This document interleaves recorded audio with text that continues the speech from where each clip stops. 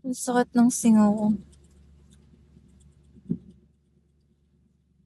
Okay. Hi, bro. Gusto ko yung ganyang Ay.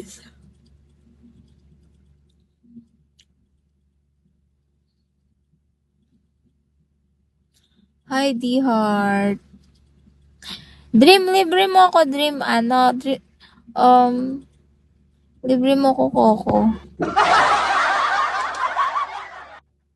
Libre mo ako sa Sunday Dream.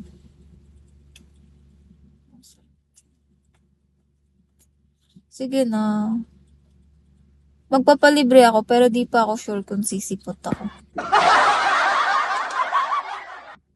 Depende talaga sa tulog ko. Oo nga, Coco nga. Pagkain yun. Ano food? Sushi. Sushi?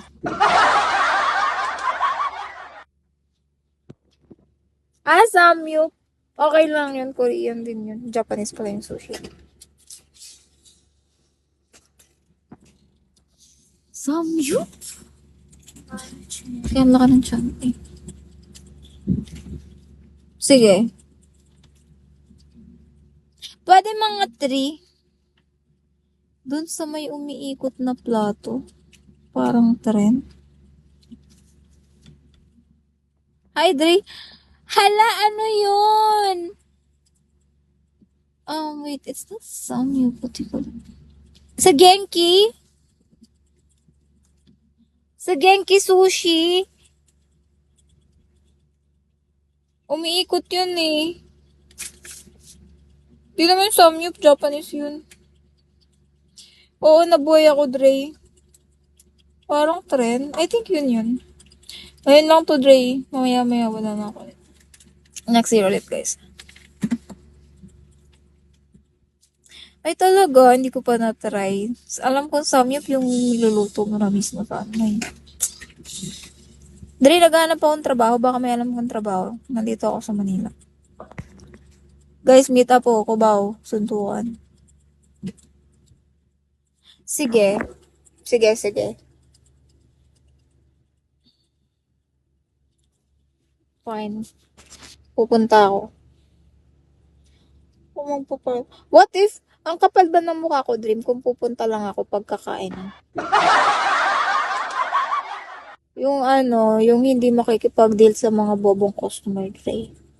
Gusto ko walang usap-usap, Dre. Gusto ko face card lang yung laban. Nasa BPO kasi ako ngayon. Grabe. Pagod na ako makipag-usap. Buti nga kayo nakausap ko pa kayo.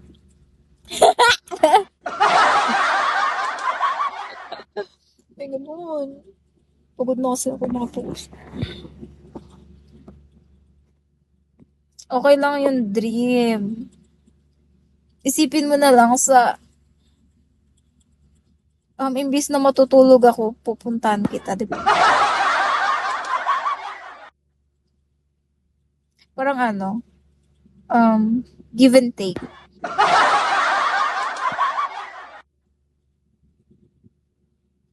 Sabi ko kay RC, pagsamahin namin boses namin, mas malakas pa rin boses mo. Grabe ka naman, hindi naman ganun kalakas yung boses ko. Don't worry. Masakit yung... okay, fine. Ang daldal ko. Ganun talaga eh. Pag nagdadaldal ako, gusto mo wag ako magsalita para okay lang yun. Balitaan kita. Saan mo? Ganyan mo na ako balitaan habang nakalive pa ako. Saan mo ko babalitaan? Nasa room ka ng puro strangers kung tumawa. Siyempre, nakakatawa, di ba? Kausapin ko, kuya ko. Ano bang ng kuya mo? Tagasan yung kuya mo. Akin na yung contact number ng kuya mo.